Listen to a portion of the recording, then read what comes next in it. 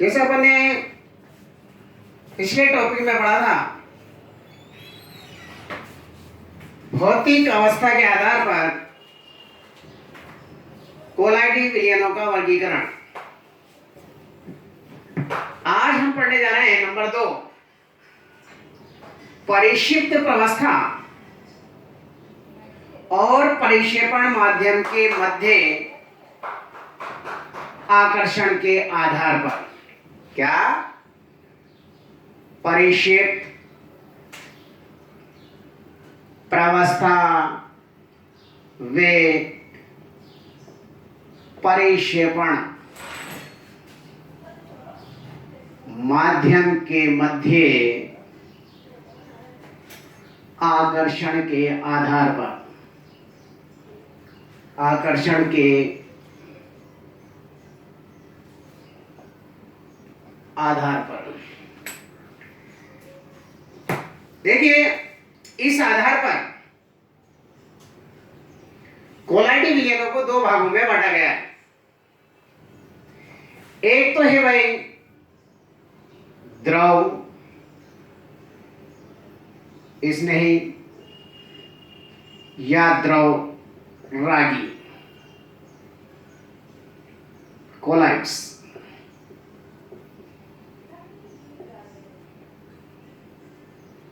और एक दूसरा है द्रव विरोधी या द्रव विरागी कोलाइड्स। इसमें हम पहले पढ़ने जा रहे हैं द्रव स्नेही कोलाइड्स। देखिए, इसको ध्यान से समझिए। हमने क्या किया, एक पात्र लिया और अपने को पता है विलयन कब बनता है, जब परिक्षिप्त प्रवस्था और परिक्षेपण माध्यम दोनों हो, यानी कि विलेय और विलायक दोनों। विलेय कम मात्रा में और विलायक ज्यादा मात्रा में। तो द्रव स्नेही ये तो हो गया, विलायक तो हो गया परिक्षेपण माध्यम, परिक्षेपण माध्यम। विलेय यानी कि परिक्षिप्त प्रवस्था। अगर इन दोनों के मध्य प्रबल आकर्षण हो, क्या हो? प्रबल आकर्षण हो, तो ये परिभाषा याद करने का तरीका हो गया।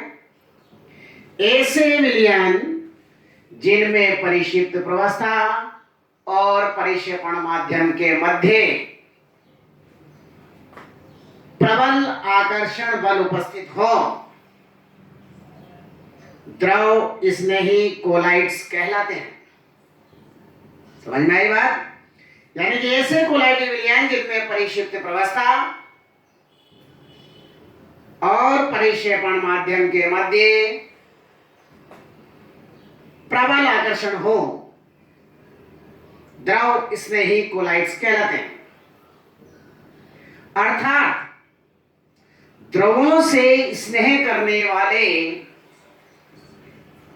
कोलाइड्स को द्रव स्नेही कोलाइड्स कहते हैं। ये द्रव से स्नेह करते हैं, इसलिए इन्हें सीधे परिक्षेपण माध्यम में डालकर बनाया जा सकता है। जैसे गोंद का जल में बना विलयन, स्टार्च का जल में बना विलयन द्रव स्नेही कोलाइड्स कहलाता है। गोंद का जल में बना विलयन, स्टार्च का जल में बना विलयन, जिलेटिन का जल में बना विलयन, ये सब क्या कहलाएंगे? द्रव स्नेही कोलाइड्स कहलाएंगे, क्योंकि इन्हें सीधे ही जल के अंदर डालकर विलोडित करके बनाया जा सकता है। इस प्रकार के जो कोलाइडी विलयन है वो स्थायी प्रकृति के होते हैं। कैसे प्रकृति के होते हैं? स्थायी प्रकृति के होते हैं। अर्थात इन्हें स्थायी करने के लिए किसी स्थायी कारक की आवश्यकता नहीं पड़ती है। और ये कार्बनिक प्रकृति के होते हैं। ये कोलाइड्स उत्क्रमणीय प्रकृति के भी होते हैं। क्यों होते हैं? क्योंकि इन कोलाइडी विलयनों को, ये कोलाइडी विलयन, ध्यान से देखना इस बात को, इन कोलाइडी विलयनों को हम अवक्षेप में परिवर्तित कर सकते हैं। यानी कि इन कोलाइडी विलयनों को हम अवक्षेप में परिवर्तित कर सकते हैं और इस अवक्षेप को पुनः कोलाइडी विलयन में परिवर्तित किया जा सकता है। इसलिए इनको हम उत्क्रमणीय कोलाइड्स कहते हैं। यदि हमें कोलाइडी विलयन को अवक्षेप में परिवर्तित करना हो तो हम विद्युत अपघट्य की अधिक मात्रा मिला देते हैं या इसको गर्म कर देते हैं, तो ये कोलाइडी विलयन अवक्षेप में परिवर्तित हो जाता है। उल्टा करते हैं, यदि हमें अवक्षेप को कोलाइडी विलयन में परिवर्तित करना हो तो इस अवक्षेप को हम पहले गर्म करके वाष्पित करते हैं। गर्म करके हम इसको क्या करते हैं भाई? वाष्पित करते हैं, जिससे हमें ठोस पदार्थ प्राप्त होता है। और द्रव नहीं है, इसलिए ठोस पदार्थ को उचित परिक्षेपण माध्यम में घोलकर उन्हें कोलाइडी विलयन में परिवर्तित कर लेते हैं। अब इसको समझें।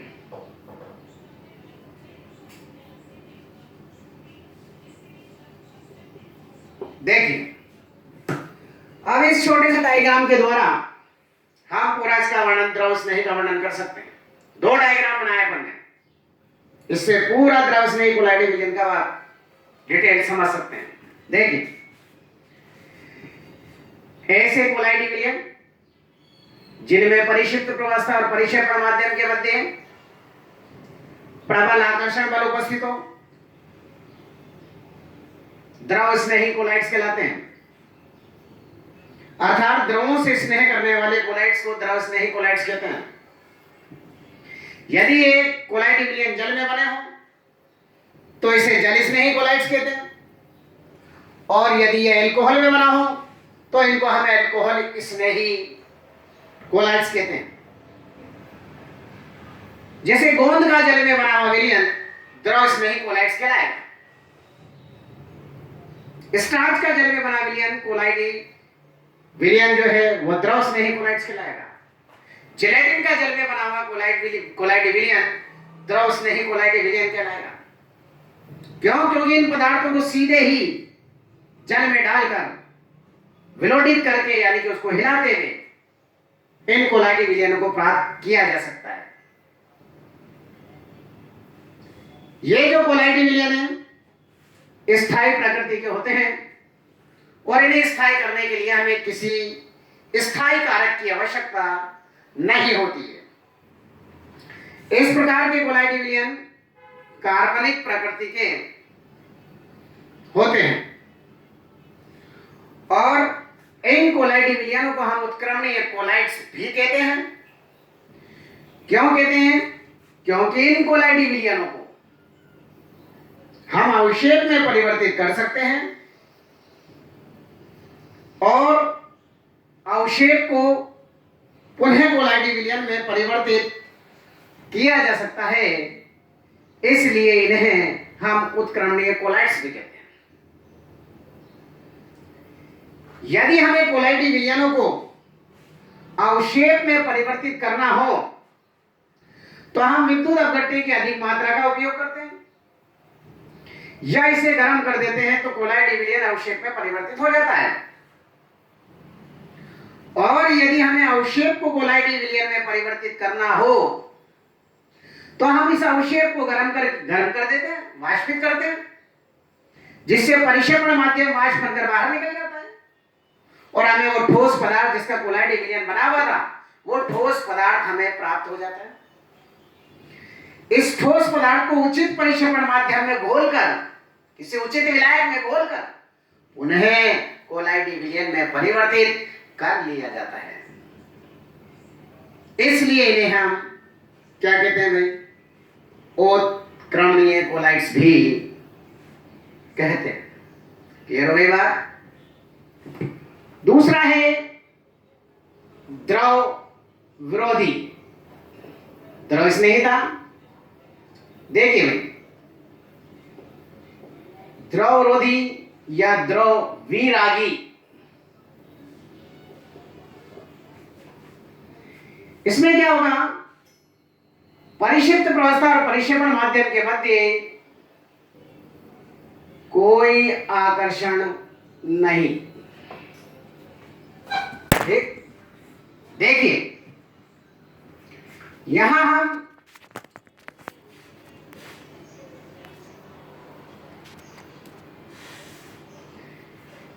हम देखेंगे द्रव विरोधी या द्रव विरागी,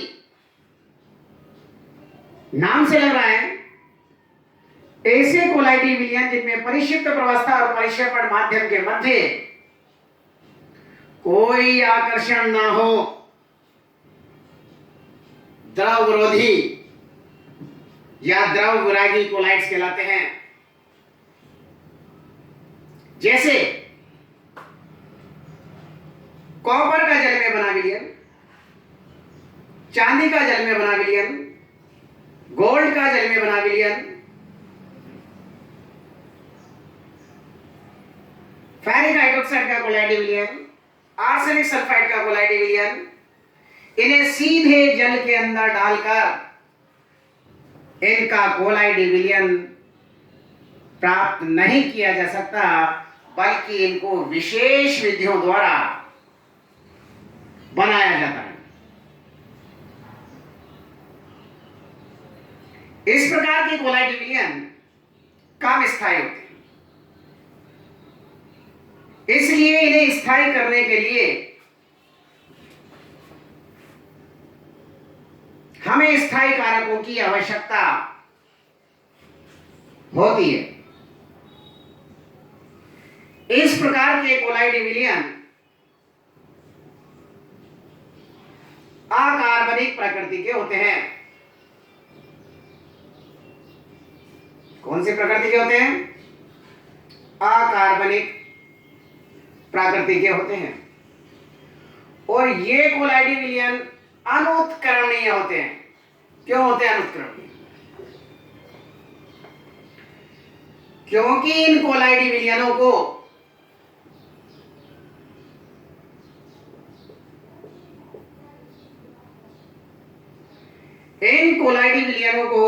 हम अवक्षेप में तो परिवर्तित कर सकते हैं,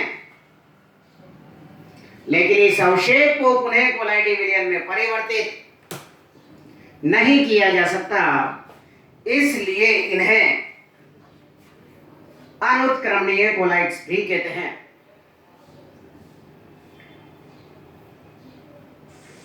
यदि हमें इन कोलाइड विलयनों को अवक्षेप में परिवर्तित करना हो तो विद्युत अपघट्य की कम मात्रा से ही ये कोलाइड विलयन अवक्षेप में परिवर्तित हो जाते हैं।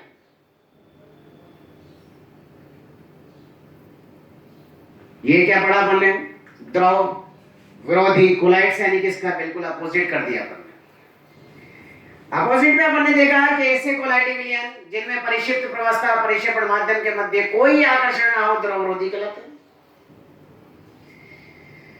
अगर ये जल में बना हो तो जल विरोधी, और एल्कोहल में बना हो तो एल्कोहलिक विरोधी कहलाएगा। इन कोलाइड विलयनों को सीधा परिक्षेपण माध्यम में डालकर प्राप्त नहीं किया जा सकता, बल्कि इन्हें विशेष विधियों द्वारा बनाया जाता है।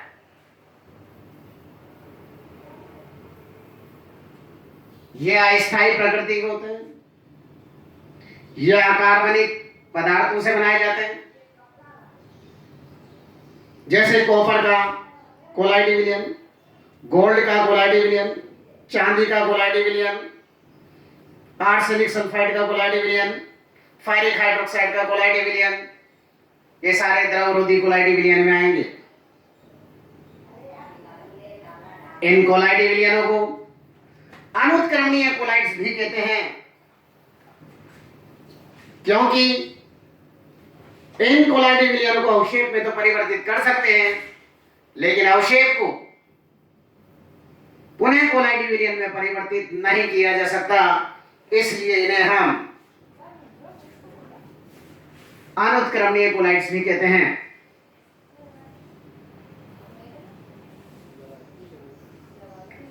अगर अपन अंतर की बात करें, द्रव स्नेही और द्रवरोधी कोलाइड्स में अंतर अगर अपन देना चाहें तो अपन अंतर बड़ी आसानी से दे सकते हैं। पहला द्रव स्नेही और फिर द्रवरोधी। तो द्रव स्नेही में देखो, नंबर 1, इन्हें सीधे परिक्षेपण माध्यम में डालकर विलोडित करके प्राप्त किया जा सकता है। विरोधी में देखें, इन्हें सीधे परिक्षेपण माध्यम में डालकर प्राप्त नहीं किया जा सकता, बल्कि इन्हें विशेष विधियों द्वारा बनाया जाता है।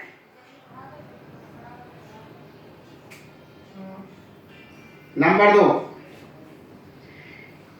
द्रव स्नेही में इनमें परिक्षिप्त प्रवस्था और परिक्षेपण माध्यम के मध्य प्रबल आकर्षण होता है,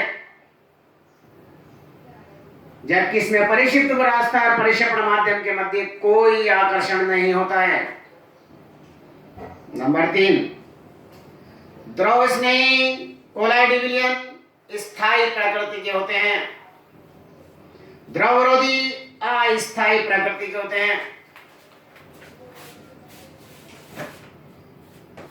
इन्हें अवक्षेपित करने के लिए विद्युत अपघट्य की अधिक मात्रा की आवश्यकता होती है और द्रवरोधी को अवक्षेपित करने के लिए विद्युत अपघट्य की कम मात्रा की आवश्यकता होती है। द्रव स्नेही में किसी स्थायी कारक की आवश्यकता नहीं होती है, जबकि द्रवरोधी कोलाइडी विलयन में स्थायी कारकों की आवश्यकता होती है। 2 पॉइंट्स और दे दें जो आगे अपने को पढ़ना है।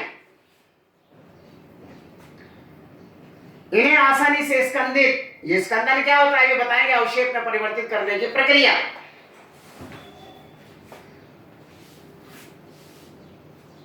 तो द्रव स्नेही को आसानी से स्कंदित नहीं किया जा सकता, द्रवरोधी को आसानी से स्कंदित किया जा सकता है। ये दोनों में अंतर हो जाएगा, ये बताई दिया। ये वो कार्बनिक प्रकृति को और ये अकार्बनिक प्रकृति को, ये इनमें अंतर हो गया। इसके बाद परिक्षेपण माध्यम के आधार पर, परिक्षेपण माध्यम के आधार पर ये दूसरा वर्गीकरण हुआ। तीसरा है परिक्षेपण माध्यम के आधार पर, यानी इस परिक्षेपण माध्यम विलायक की प्रकृति के आधार पर, इस परिक्षेपण माध्यम के आधार पर हमने कोलाइडी विलयनों को 4 भागों में बांटा है। Number 1, hydrosol. यदि कोलाइडी विलयन जल में बना हो तो इसे हम कहेंगे हाइड्रोसोल। यदि कोलाइडी विलयन एल्कोहल में बना हो तो उसे कहेंगे एल्कोहोसोल। तीसरा बेंजोसोल, यदि कोलाइडी विलयन बेंजीन में बना हो तो इसको कहेंगे बेंजोसोल। और यदि कोलाइडी विलयन वायु में बना हो तो इसे कहेंगे हम एरोसोल। यानी कि इस परिक्षेपण माध्यम के आधार पर कोलाइडिंग विलयनों को 4 भागों में बांटा गया है। Number 1 hydrosol, number 2 alcosol, number 3 benzosol और नंबर 4 एरोसोल। हाइड्रोसोल नंबर 1, यदि कोलाइडिंग विलयन जल में बना हो, यानी कि यदि परिक्षेपण माध्यम जल हो तो इसे कहेंगे हाइड्रोसोल। यदि परिक्षेपण माध्यम एल्कोहल हो तो इसको कहेंगे एल्कोहसोल, और यदि परिक्षेपण माध्यम बेंजीन हो तो इसे कहेंगे बेंजोसोल, और यदि परिक्षेपण माध्यम वायु हो तो इसे कहेंगे हम एरोसोल। तीसरा वर्गीकरण। चौथा है रासायनिक संगठन के आधार पर। रासायनिक संगठन के, इस रासायनिक संगठन के आधार पर हमने कोलाइडिंग विलयनों को 2 भागों में बांटा है। एक तो कार्बनिक कोलाइड्स,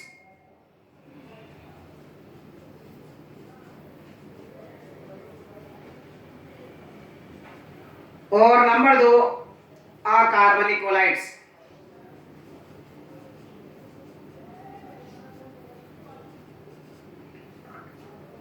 तो रासायनिक संगठन के आधार पर इसे 2 भागों में बांटा है, एक तो कार्बनिक कोलाइड्स और दूसरा अकार्बनिक कोलाइड्स।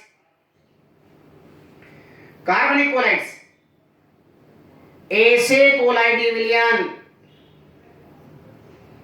जिनमें परिक्षिप्त प्रवस्था यानी कि विलय अवस्था कार्बनिक पदार्थ की बनी हो, कार्बनिक कोलाइड्स कहलाते हैं। यानी कि ऐसे कोलाइडिंग विलयन जिनमें परिक्षिप्त प्रवस्था कार्बनिक पदार्थ की बनी हो, कार्बनिक कोलाइड्स कहलाते हैं।